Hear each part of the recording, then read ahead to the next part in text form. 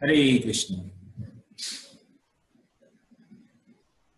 तो आज हम चर्चा करेंगे श्रीमद् भगवद गीता अध्याय 4 श्लोक संख्या 11। तो आपके स्क्रीन पर नजर आएगा श्लोक संख्या 11। ये यथा मां प्रपद्यन्ते तांस्तथैव भजाम्यहम् मम वर्तमानुवर्तन्ते मनुष्याः पार्थ सर्वशः। इसका अनुवाद इस प्रकार है, जिस भाव से सारे लोग मेरी शरण ग्रहण करते हैं उसी के अनुरूप मैं उन्हें फल देता हूँ। हे पार्थ, प्रत्येक व्यक्ति सभी प्रकार से मेरे पथ का अनुगमन करता है।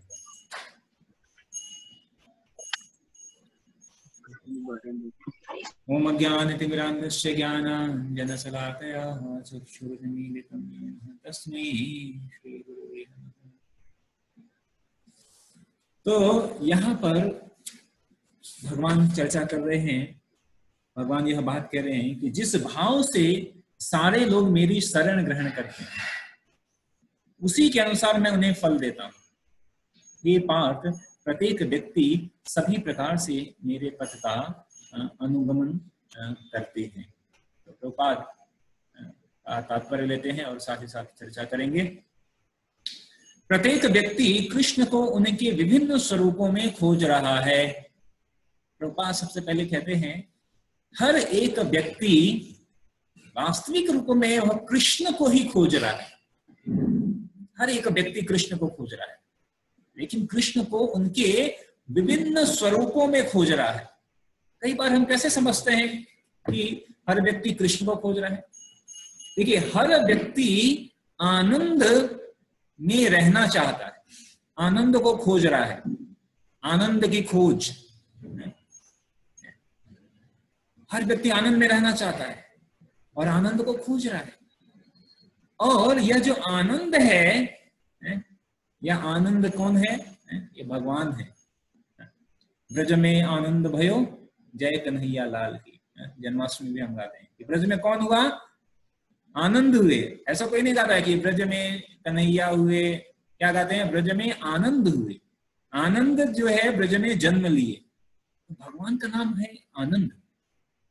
तो अलग अलग स्थिति में, अलग अलग रूपों में हर व्यक्ति, जाने और अनजाने, अगर कोई व्यक्ति जो भगवान को नहीं भी मानता है, एक ऐसा व्यक्ति है जो भगवान को नहीं मानता है, लेकिन वह भी वास्तविक रूप में वह भगवान को ही खोज रहा है। क्यों? क्योंकि वह आनंद खोज रहा है। और भौतिक जगत में आनंद है नहीं। दुखालयम शासम, इस जगत में तो कोई आनंद है ही नहीं। तो अगर इस जगत में जो आनंद नहीं है और वह आनंद खोज रहा है, तो प्रभुपाद कह रहे हैं कि हर व्यक्ति अनेक विभिन्न स्वरूपों में भगवान को तलाश करता है। तो कौन कौन से स्वरूप हैं? भगवान श्री कृष्ण को अंशतः उनके निर्विशेष ब्रह्म ज्योति तेज में तथा प्रत्येक वस्तु के कण कण में रहने वाले सर्वव्यापी परमात्मा के रूप में अनुभव किया जाता है। कई बार लोग कहते हैं ना कि भगवान क्या है? निराकार। भगवान निराकार है। लेकिन और जो निराकार है वो कहते हैं नहीं, भगवान का कोई आकार नहीं है। लेकिन तो और हम कहते हैं कि भगवान का आकार है। लेकिन हमारा जो वैष्णव सिद्धांत है या जो शास्त्र का जो सिद्धांत है वह संकीर्ण विचारधारा का नहीं है। शास्त्र बताते हैं कि वास्तविक रूप में जो परम सत्य का साक्षात्कार 3 अवस्थाओं में हो सकता है। और वह 3 अवस्था क्या है? ब्रह्मेति, परमात्मेति, भगवानेति सप्तते। कि ब्रह्म के रूप में, परमात्मा के रूप में और भगवान के रूप में, इन तीनों रूपों में यह साक्षात्कार किया जा सकता है। तो यहां पर बताया जा रहा है कि भगवान श्री कृष्ण को अंशतः उनके निर्विशेष ब्रह्म तेज, ब्रह्म ज्योति तेज में, यानी जो कुछ लोग हैं जो ब्रह्म ज्योति, यानी जो कहते हैं कि भगवान एक प्रकाश है। भगवान क्या है? एक प्रकाश है। तो यह बात कहता है कि भगवान क्या है, एक ज्योति है। भगवान क्या है, एक ब्रह्म ज्योति है। तो वास्तविक रूप में वह भी भगवान का ही एक स्वरूप है। वास्तविक रूप में ब्रह्म ज्योति है क्या? आप देखिए, कहीं भी भगवान का चित्र देखेंगे तो देखते हैं कि भगवान के शरीर से अनेकों प्रकाश पुंज निकल रहे हैं। ऐसा बताया है, कंदर्प कोटि कमनी। भगवान इतने सुंदर है कि करोड़ों करोड़ों कामदेव की सुंदरता पीछे फीकी पड़ जाती है, और करोड़ों सूर्य के समान भगवान के शरीर से आभाएं निकलती हैं, किरण निकलता है। भगवान के शरीर से जो आभा निकलती है, किरण निकलती है, वास्तविक रूप में वही है ब्रह्म ज्योति। वही है ब्रह्म ज्योति। भगवान के शरीर से निकलने वाली कांति है ब्रह्म ज्योति।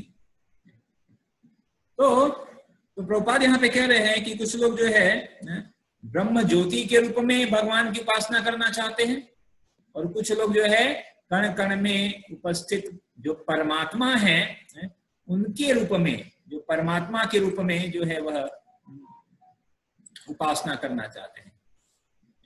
कि जो भगवान जो है हर जीव में परमात्मा के रूप में निवास करते हैं।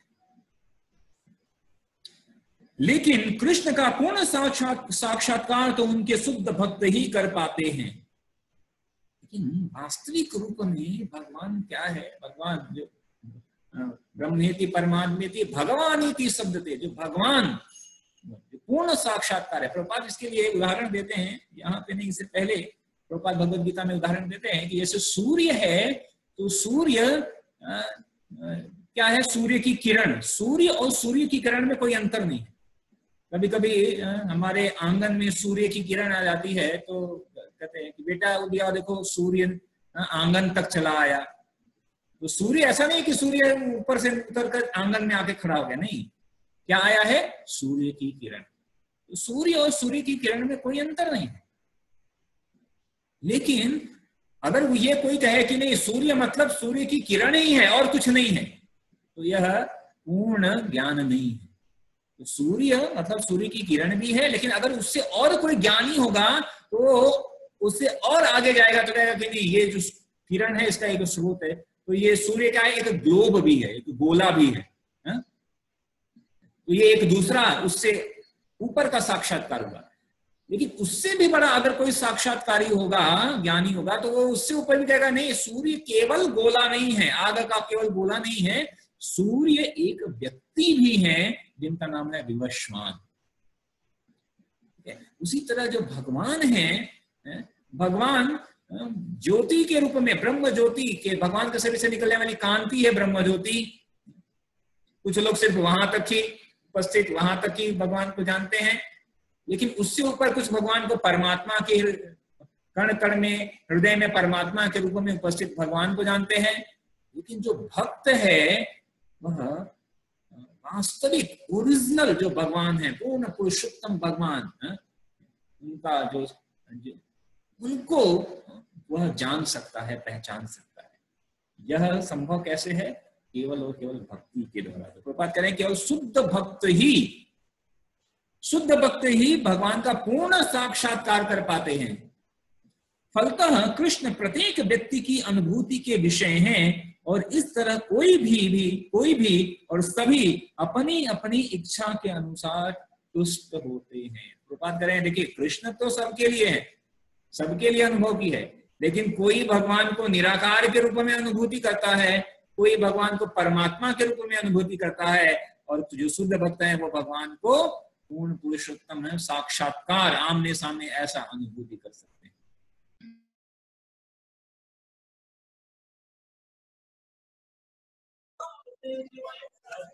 केवल शुद्ध भक्त ही जो है वह केवल भगवान का ऐसा साक्षात्कार वह कर पाता है। आगे प्रभुपाद कर रहे हैं, दिव्य जगत में भी कृष्ण अपने शुद्ध भक्तों के साथ दिव्य भाव से विनिमय करते हैं। दिव्य जगत मतलब भगवान के धाम की बात कर रहे हैं कि भगवान धाम में भक्तों के साथ क्या करते हैं? दिव्य विनिमय करते हैं। भगवान अपने भक्तों के साथ वास्तविक रूप में देखा जाए तो भगवान अगर जब यहाँ पे भी आते हैं, भगवद गीता में कहते हैं ना, यदा यदा हि धर्मस्य ग्लानिर्भवति भारतः अभ्युत्थानं तद्धर्मस्य तदात्मानं सृजाम्यहम्। जब जब धर्म की हानि होती है तो किसलिए? परित्राणाय साधूना विनाशाय च दुष्कृताम। तो दुष्टों का विनाश करने के लिए अगर भगवान कहे तो भगवान को आने की जरूरत नहीं है। भगवान ऐसे वहां से बैठ कर चुटकी बजाएं और असुरों का संहार हो जाए। लेकिन भगवान सिर्फ इसलिए आते हैं परित्राणाय साधूना, जो साधु हैं उनका परित्राण करने के लिए, और विशेष रूप से अपने प्रेमी भक्तों के साथ आदान प्रदान करने के लिए भगवान आते हैं। ये तो भगवान के आने का क्या कोई विषय? भगवान सिर्फ इसलिए आते हैं कि जो उनके भक्त हैं उनके साथ उनका आदान प्रदान हो सके। भगवान उनके साथ प्रेम का आदान प्रदान करना चाहते हैं। तो इसलिए यही एकमात्र कारण है कि भगवान जो है वह इस धराधाम पर भी आते हैं। तो प्रभुपाद कह रहे हैं कि चाहे यहाँ या दिव्य धाम में भी भक्तों के साथ भगवान का क्या करता है? दिव्य विनिमय है, आदान प्रदान है। जिस तरह की भक्त उन्हें चाहता है, जैसा भक्त चाहता है वैसा। तो यहाँ पे बात करें ना, ये यथा माम प्रपद्यन्ते ताम तथैव भजाम्यहम्। जो जिस प्रकार, अच्छा आचार्यगण इसमें कहते हैं, देखिए इसमें लास्ट शब्द है क्या है? ये यथा माम प्रपद्यन्ते ताम तथैव भजाम्य अहम। तो भजाम्य अहम मतलब एक भजामी का मतलब प्रभुपाद यहां देता है फल देना, कि जो जैसे मेरी शरण में आता है मैं उसके अनुसार उसको फल देता हूं।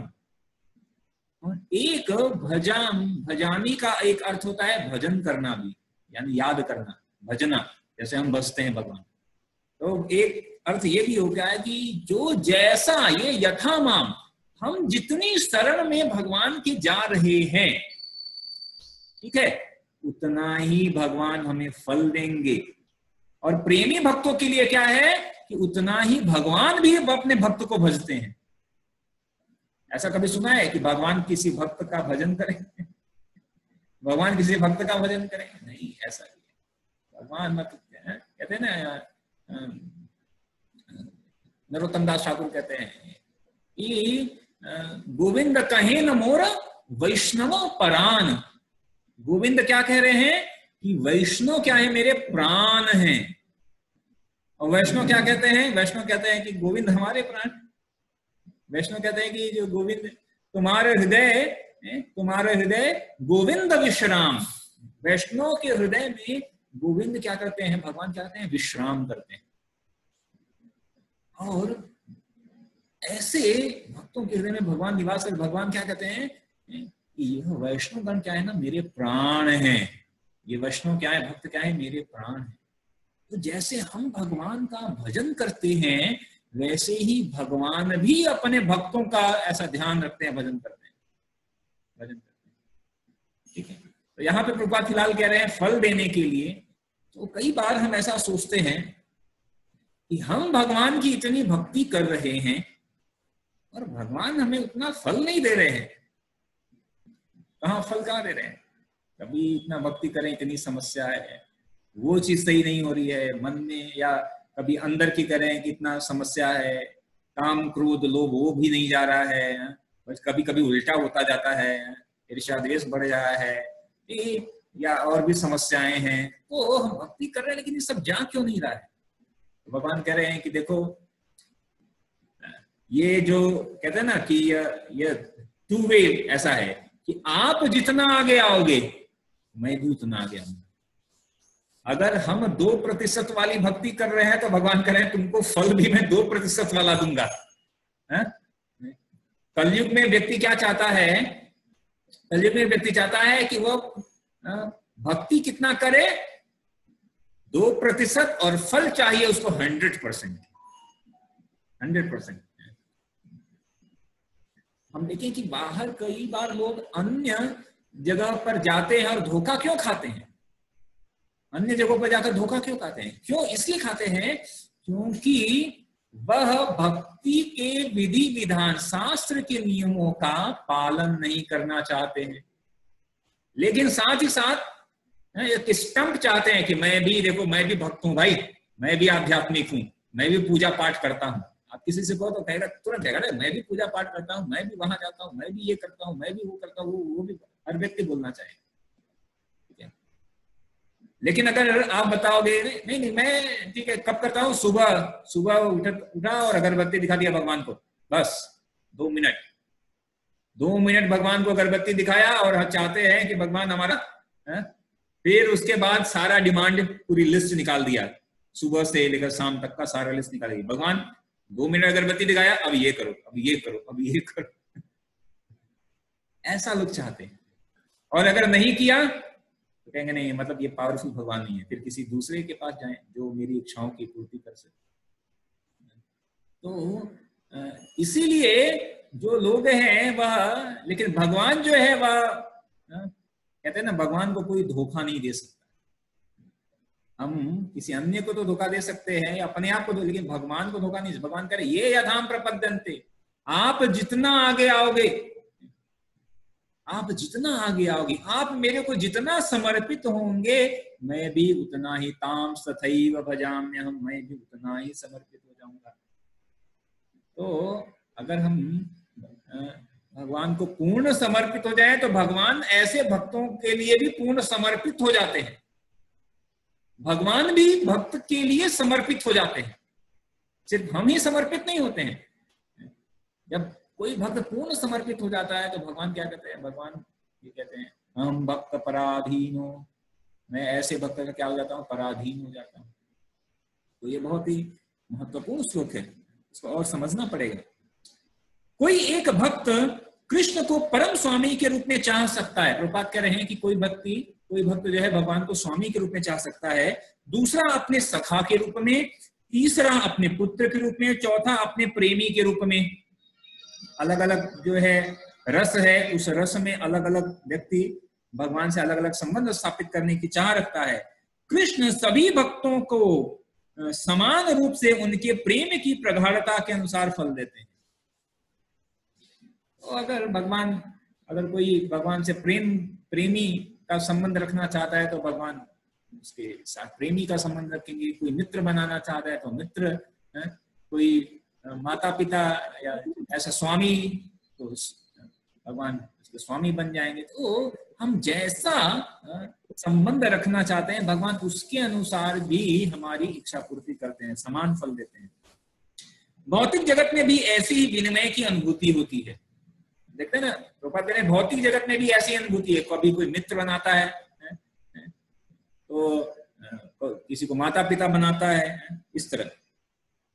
और वे विभिन्न प्रकार के भक्तों के अनुसार भगवान द्वारा समभाव से विनिमय की जाती है। शुद्ध भक्त यहाँ पर और दिव्य धाम में भी श्री कृष्ण का सानिध्य प्राप्त करते हैं। तो बात करें कि जो भक्त है उसको इस धाम में भी भगवान का सानिध्य प्राप्त हो सकता है। मतलब इस पृथ्वी लोक पर, मृत्यु लोक में भी, और वहां पे तो प्राप्त होगा ही, लेकिन यहाँ पर भक्ति के द्वारा इस जगह पर भी, इस भौतिक जगत में रहकर भी भगवान का सानिध्य प्राप्त कर सकते हैं। अगर हम कृष्ण भावना अमृत में हैं, भगवान के लिए सेवा कर रहे हैं, तो भक्त की इच्छा है, भक्त कहता है कि मैं जहां भी रहूं केवल आपके भक्तों के संगति में रहूं। दास दासानुदास गोपी भरतुर पद कमलयो दास दास, दासों के दासों का दास बना रहूं और आपकी सेवा करता हूं। अगर आपके धाम जाओ तो भी वहां पे यही करना है।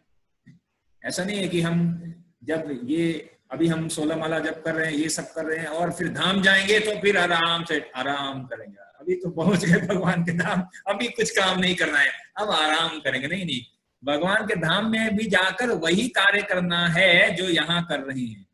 वास्तविक रूप में यहाँ पर ट्रेनिंग है, यहाँ पर ट्रेनिंग है, असली काम उधर है। तो यहाँ पर जब हम ट्रेंड हो जाएंगे, जब ट्रेनिंग हमारी कंप्लीट हो जाएगी और सेंशन हो जाएगा कि नहीं अभी आप परफेक्ट हो, आपको सर्टिफिकेट दिया जाता है कि आप भगवत धाम जाने के लिए पूर्ण जो है कंप्लीट कर लिया आपने योग्यता, तो फिर हम भगवान के धाम चले जाएंगे।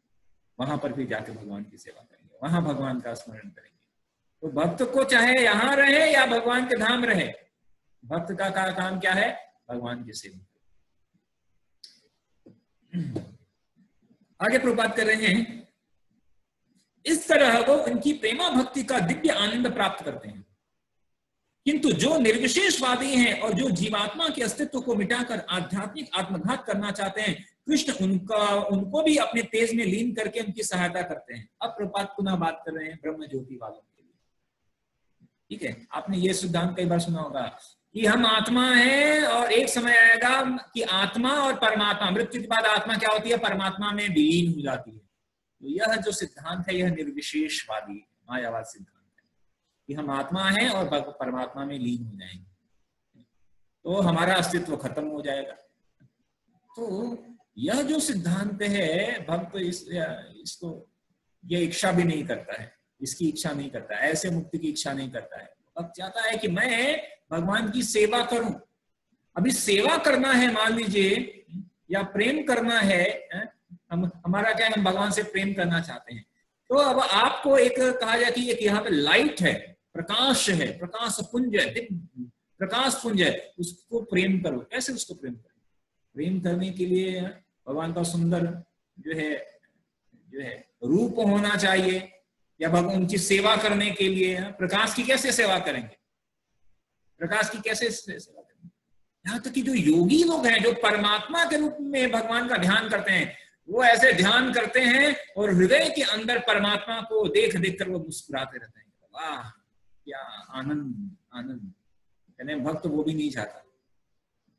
क्यों? क्योंकि देखो, जब योगी गण हृदय के अंदर परमात्मा को देखकर आनंद की अनुभूति करते हैं तो आनंद किसको आ रहा है? उस व्यक्ति को। लेकिन भक्ति का मतलब है आनंद देना किसको? भगवान। तो भक्त जो है वो परमात्मा के रूप में भी भक्त नहीं नहीं नहीं ये नहीं, न तो मेरे को जो है ब्रह्म ज्योति में विलीन होना है और यह सारे भौतिक कार्यकलाप बंद नहीं, वो भी नहीं करना है, मुक्ति भी नहीं चाहिए और ये भी नहीं है। मेरे को क्या चाहिए कि मेरे श्याम सुंदर राधा गोपीनाथ राधा गिरधारी हो और मैं उनके लिए कुछ उनके चरण दबाऊं, या मैं उनको कुछ गाकर सुनाऊं, या मैं उनको कुछ खिलाऊं, या मैं उनका श्रृंगार करूं, उनको जो है सुंदर वस्त्र पहनाऊं, ठीक है, या मैं उनको दूध पिलाऊं। तो ऐसा भक्त चाहता है कि मैं ऐसे भी भगवान की सेवा करूं, ऐसा आदान करना। ऐसा भक्त नहीं चाहता कि केवल मैं ऐसे देख देख कर बस अंदर प्रसन्न होता रहूं, अंदर ही अंदर नहीं। भक्त केवल देखना नहीं चाहता, भक्त उनकी सेवा भी करना चाहता है। तो यह अन्य जगह पर नहीं है। ब्रह्मेति परमात्मेति यहाँ पर नहीं है, भगवान इति। जब भगवान जो साक्षात भगवान है वहां पर यह संभव है कि हम भगवान की साक्षात सेवा कर सकते हैं। निर्विशेष ब्रह्म में निर्विशेष सच्चिदानंद भगवान को स्वीकार नहीं करते हैं। जो निर्विशेषवादी हैं वो भगवान को स्वीकार नहीं करते हैं, सच्चिदानंद भगवान को स्वीकार नहीं करते हैं। फलतः वे अपने व्यक्तित्व को मिटाकर भगवान की दिव्य सगुण भक्ति के आनंद को प्राप्त नहीं करते हैं। एक तो उनका वो अपने अस्तित्व को मिटा देते हैं, लेकिन भगवान की दिव्य भक्ति का आनंद उनको नहीं मिलता है। भक्ति का आनंद उनको नहीं मिलता है।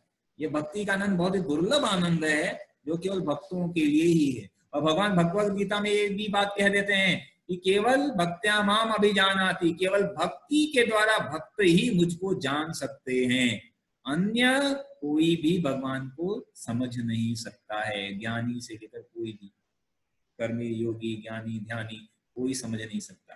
केवल भक्ति ही एक ऐसा रास्ता है, तरीका है जो हम भगवान को समझ सकते हैं।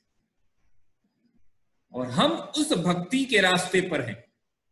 मतलब हम किसी सामान्य वाले रास्ते पर नहीं, एबीसीडी वाले नहीं, हम टॉप मोस्ट रास्ते पर हैं। टॉप मोस्ट जो है सिद्धांत है हमारा, जो बड़े बड़े दुर्लभ लोगों को भी नहीं मिलता है, वो हमको मिल गया है। ठीक है, तो आगे प्रभुपाद कह रहे हैं, इनमें से कुछ जो निर्विशेष सत्ता में दृढ़ता पूर्वक स्थित नहीं हो पाते, वे अपनी कार्य करने की सुप्त इच्छाओं को प्रदर्शित करने के लिए इस भौतिक चित्र में वापस आते हैं।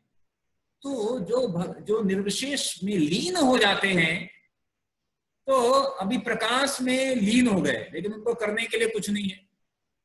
तो और आत्मा है कि वह सक्रिय है, उसको कुछ न कुछ करने के लिए चाहिए। तो ऐसे जो लोग हैं जो निर्विशेष में लीन हो जाते हैं, ब्रह्म ज्योति में विलीन हो जाते हैं, तो कहते हैं वो वापस आते हैं। और जब वापस आते हैं तो वो क्या करते हैं, फिर कुछ भलाई का कार्य करते हैं। हम देखते हैं ऐसे कई लोग हैं, बहुत कुछ बड़े बड़े सोशल सर्विस करते हैं, समाज सेवा करते हैं, बड़े बड़े हॉस्पिटल खोलते हैं, बहुत ये सब दान देते हैं ऐसा, लेकिन भक्ति नहीं करते हैं। वो भक्ति नहीं करेंगे लेकिन बाकी का सब कुछ अच्छा करते हैं, समाज सेवा बहुत करते हैं। तो बात करें, ये वही लोग हैं जो ब्रह्म में लीन हो गए थे और अब वापस आ गए हैं, पुनः वापस आ गए हैं और कुछ फिलैंथ्रोपिक काम करना शुरू कर दिया, समाज सेवा ये सब शुरू कर दिया। ठीक है, तो आगे प्रभुपाद कह रहे हैं, उन्हें बैकुंठ लोक में प्रवेश करने नहीं दिया जाता है। ऐसे लोगों को बैकुंठ में प्रवेश नहीं है।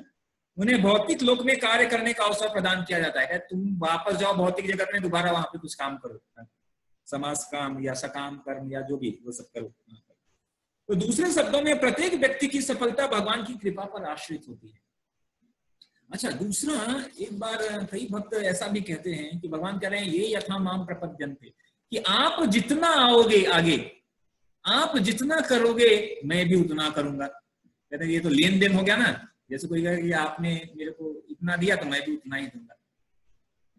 लेकिन जब यही हम देखते हैं, जैसे एक स्टोरी मैं बताता हूँ कि एक बच्चा गया एक दुकान के पास, और दुकानदार ने देखा, अरे बहुत सुंदर बच्चा है, क्यूट सा बच्चा है, देखो ये टॉफी का जार है, तुम इसमें हाथ डालो और ले लो। बच्चे ने कहा नहीं नहीं नहीं। उसने कहा आप दीजिए। उसने कहा नहीं तुम ले लो, शर्माओ मत, ले लो, एक मुट्ठी में जितना है ले लो। बच्चे का नहीं आप दीजिए। तो काफी समय के बाद दुकानदार, अच्छा ठीक है। तो दुकानदार ने एक मुट्ठी निकाला और दिया। फिर बच्चे से पूछा तुम क्यों नहीं ले रहे थे? तो बच्चे ने कहा कि देखो, अगर मैं अपनी मुट्ठी से लेता तो मेरी मुट्ठी कितनी है, इतनी छोटी, तो उसमें कितनी टॉफियां आती, 4-5, ठीक है। और आपने कहा कि मैं एक मुट्ठी, लेकिन जब दुकानदार ने एक मुट्ठी निकाली तो उसकी मुट्ठी तो बड़ी है, उसमें कितनी आई, 15-20। तो बच्चा तो बहुत चालाक था। कहने का मतलब ये है कि इसी क्रम में अगर हम कहें कि ये यथा माम प्रपद्यन्ते, कि अगर हम भगवान के आगे भगवान के लिए 2 कदम उठाते हैं, और भगवान भी अगर ये यथा माम प्रपद्यन्ते के अनुसार भगवान 2 कदम उठाएं, तो भगवान का 2 कदम तो कितना है? भगवान तो 1 कदम में पूरा संसार नाप सकते हैं। त्रिविक्रम के रूप में तो 3 कदम में तो संपूर्ण ब्रह्मांड नाप लिया, और 2 कदम में तीसरा जगह ही नहीं थी। तो अगर वास्तविक रूप में देखा जाए तो हम जब थोड़ा सा आगे बढ़ते हैं तो भगवान उस थोड़े में भी बहुत, अगर भगवान थोड़ा भी करेंगे तो वो थोड़ा भी बहुत बहुत अधिक हो जाएगा। नेहा विक्रमना सोचती प्रत्यवायो न विद्यते स्वल्पम पश्य धर्मस्य त्रायते मत। थोड़ा सा भी अगर हमने भगवत भक्ति में थोड़ा सा प्रयास किया तो बड़े से बड़े महान भय से रक्षा होती है, भगवान ये कह रहे हैं। थोड़ा सा अगर हम भगवान की तरफ कदम उठाए तो भगवान जब थोड़ा भी करेंगे तो वो हमारे लिए बहुत हो जाएगा। भगवान, हम थोड़ा और उदाहरण देते हैं कि जैसे अगर हमने, तो भगवान अगर थोड़ा ही दिए, सुदामा को कितना दिया गया, ये लो थोड़ा, लेकिन वो थोड़ा में सुदामा को पूरा त्रिलोक का स्वामी बन गया। वो तो रुक्मणी महाराज को नहीं तीसरी मुट्ठी मत खाओ, नहीं तो पूरा यस लोक ही दे दोगे आप। तो लेकिन वही भगवान जब चैतन्य महाप्रभु के रूप में आते हैं तो भगवान क्या कहते हैं, ये यथा माम प्रपद्यन्ते, हटाओ, कहते हैं ये हटाओ। अब ये यहाँ पर ये यथा माम प्रपद्यन्ते नहीं चलेगा। चैतन्य महाप्रभु के रूप में आने के बाद भगवान क्या कहते हैं, भगवान द्वार पर जाते हैं, दरवाजा खटखटाते हैं और नतमस्तक दंडवत प्रणाम करके क्या कहते हैं, हरि बोल। एक बार भगवान का नाम बोलो, एक बार भगवान का नाम बोलो, ऐसा। तो जब चैतन्य महाप्रभु के रूप में, गौरांग महाप्रभु के रूप में भगवान आते हैं तो भगवान पात्र अपात्र को बिना देखे जो है माधुर्य उज्ज्वल रस, जो प्रेम रस है वो वितरित कर रहे हैं। नहीं, भगवान भगवत गीता में तो भगवान कहते हैं ये यथा माम प्रपद्यन्ते ताम तथैव भजाम्यहम्, लेकिन चैतन्य महाप्रभु इतने दयालु हैं, कहें कि ये भी ठीक है छोड़ो।